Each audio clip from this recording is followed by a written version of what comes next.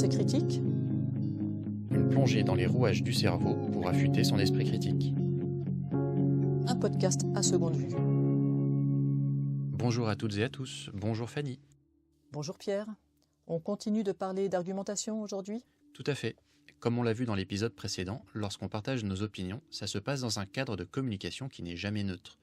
On choisit nos mots, on utilise des images, on cite des sources. Et tout ça peut induire des biais argumentatifs.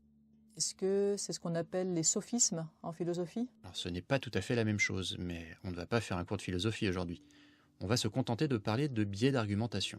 Ce sont des erreurs, parfois inconscientes, dans notre façon de construire ou de présenter nos idées. On peut les regrouper en 4 grandes familles. Je te propose qu'on les explore une à une. D'accord, avec des exemples à chaque fois pour bien les assimiler. Première catégorie, les bugs de raisonnement. C'est quand la logique déraille. Tu tires une conclusion qui n'a pas vraiment de lien logique avec tes idées de départ, qu'on appelle aussi les prémices. C'est quand on confond corrélation et causalité, par exemple. Comme depuis que j'ai mis un bracelet magnétique, je dors mieux, donc le bracelet est efficace. Exactement. Ce n'est pas parce que 2 événements sont corrélés que l'un cause l'autre. Ça peut être un hasard, un troisième facteur inconnu, ou même juste toi qui veux y croire. Une autre erreur de logique, c'est la généralisation hâtive, une conclusion tirée d'un échantillon trop petit ou pas représentatif. C'est très fréquent dans les débats. Comme quand on prend son cas personnel pour en déduire une généralité, ou quand on se base sur quelques expériences. Par exemple, j'ai rencontré 2 personnes de cette ville qui étaient désagréables, donc tous les habitants doivent l'être. Échantillon trop réduit, conclusion trop large. C'est ça. On trouve aussi dans cette catégorie de bugs de raisonnement ce qu'on appelle le faux dilemme, ou la simplification abusive. Très courant également, et on l'entend dans des expressions telles que « soit tu es pour cette réforme, soit tu es contre le progrès ». Mais non, il peut y avoir bien d'autres positions intermédiaires. Soit tu aimes les chats, soit tu aimes les chiens.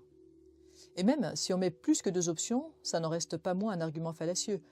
Si tu n'aimes pas les chats ni les chiens, alors tu n'aimes pas les animaux. En effet.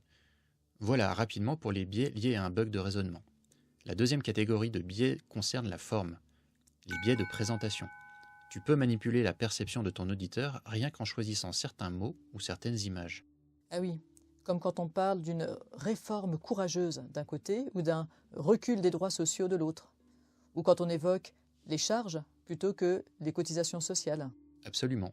Dans les 2 exemples que tu donnes, on évoque chaque fois le même objet, mais avec 2 manières bien différentes de le présenter. Les mots que l'on utilise ne sont jamais totalement neutres. Et ça ne concerne pas que les mots, les images, les graphiques, les schémas aussi. Un même chiffre peut sembler alarmant ou rassurant selon la présentation visuelle qu'on lui aura appliquée. On le voit bien dans la publicité. Les images et la musique sont choisies avec soin pour accompagner le message. Oui, et cela rejoint ce qu'on nomme l'appel à l'émotion. On détourne le sujet pour mobiliser l'émotion plutôt que la raison. La politique joue beaucoup avec ça.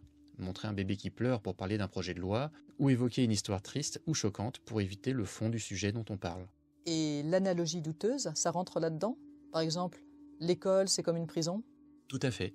On est dans des biais de présentation. Comparer 2 situations très différentes pour donner du poids à une idée. Un autre exemple, interdire ce médicament, c'est comme censurer un livre. C'est une analogie douteuse parce que ce n'est pas comparable. Enfin, on peut citer le biais consistant à déplacer le débat vers un terrain qui met l'interlocuteur en difficulté, ou à faire appel à des peurs exagérées. On appelle cela le chiffon rouge.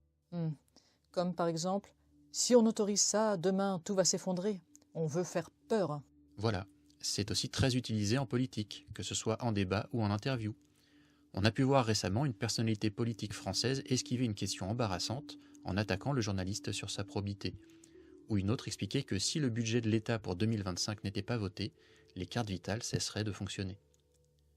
On passe maintenant à la 3e catégorie de biais d'argumentation, la fiabilité de la source. Je vois bien, quelque chose comme « j'ai lu quelque part que » ou « c'est un expert qui l'a dit », alors que l'expert en question parle d'un domaine qu'il ne connaît pas. Exactement, c'est l'argument d'autorité abusive. Pour qu'une source soit considérée comme fiable, son expertise doit être réelle et pertinente. Mais sans parler d'expertise, il y a aussi l'appel à la popularité. Dire que tout le monde le sait, donc c'est vrai, ou encore faire appel au bon sens ne sont pas des arguments valables, puisqu'ils n'apportent aucun élément concret permettant de soutenir une prémisse. D'autant que l'histoire est pleine d'erreurs collectivement admises. Mais malgré tout, on fait souvent appel à l'avis d'un grand nombre de personnes. Pour choisir un restaurant ou un lieu de vacances, par exemple, avec des sites d'avis et de notation. Donc à quel moment l'avis d'un grand nombre n'est plus un bon argument? Il y a des contextes où l'avis du grand nombre est utile. Pas pour dire si quelque chose est vrai, mais pour évaluer la qualité perçue, l'expérience, la satisfaction, etc. On se base alors sur une probabilité, et plus il y a d'avis, plus on a de chances que l'estimation soit fiable. Mais il peut aussi y avoir beaucoup de gens qui vont voir un film sans pour autant qu'il soit bon. On est toujours dans une somme d'avis ou de comportements subjectifs. Quand on doit argumenter sur des faits ou des idées, l'opinion du plus grand nombre reste une mesure subjective. Ok.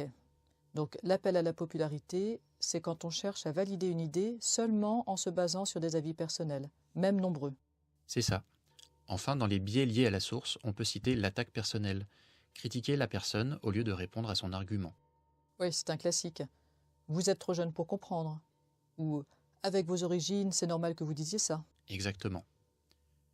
Voyons maintenant la dernière catégorie, ce qu'on affirme comme vrai, mais qui ne l'est pas forcément. On a d'abord les affirmations carrément fausses, voire répétées, sans vérification. Alors là, on peut en trouver à l'appel dans tous les domaines. On en a déjà parlé avec le quiz sur la mémoire.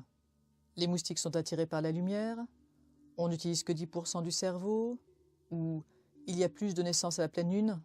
Et celles valables, mais non vérifiées. Quand on énonce un fait rare ou peu connu, il faut que l'interlocuteur puisse le vérifier. C'est comme affirmer une idée comme si elle était une évidence sans démonstration. Oui, ce sont des pétitions de principe. J'affirme, tu acquiesces. Et la force avec laquelle l'affirmation est faite cherche à couper court à toute contre-argumentation. Ces affirmations peuvent également être ponctuées d'éléments de langage qui mettent l'interlocuteur en difficulté pour rebondir, tels que « vous savez très bien que »,« il est évident que » ou « c'est un fait ». C'est ce qu'on observe souvent chez les personnes qui parlent fort et d'une voix assurée. Ils parviennent à captiver l'auditoire et même à troubler leur interlocuteur. Mais cela peut masquer des arguments faibles, voire inexistants. Dans cette catégorie de biais, on trouve aussi tous les préjugés, évidemment. Quand on prend une idée reçue comme point de départ d'un raisonnement, sans se demander si elle repose sur quelque chose de solide. Comme les Italiens mangent tous de la pizza, les Suisses sont très lents, ou les femmes sont plus sensibles que les hommes. Ouais. Là aussi, il y en a plein dans les débats. Tous ces biais montrent qu'argumenter, ce n'est pas juste empiler des phrases. C'est une construction rigoureuse, exigeante, qui demande de la vigilance. Je comprends mieux pourquoi les débats peuvent être aussi piégeux, entre la forme, la source, les erreurs factuelles et nos bugs de raisonnement. En effet, nous avons vu en détaillant ces 4 familles de biais que pour mener une bonne argumentation, il est nécessaire de prendre notre temps, de distinguer les faits des opinions et des émotions, et de toujours questionner nos propres arguments. Et ça demande de l'humilité et de la méthode. C'est ce que nous allons continuer d'aborder dans les prochains épisodes. Retrouvez en description les sources utilisées pour cet épisode. Pensée critique est un podcast de l'association de médiation scientifique à seconde vue.